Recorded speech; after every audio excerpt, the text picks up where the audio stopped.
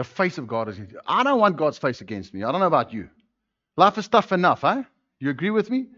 All right. So I'm excited about this. Okay. Favor comes from relationship.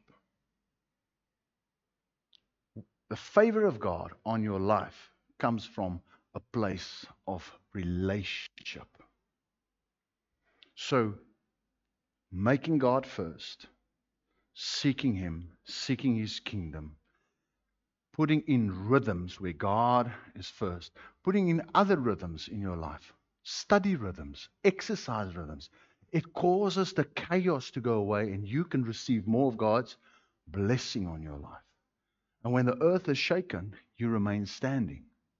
All right, the third thing I wanted to share with you is what belongs to God. Give to God what belongs to God.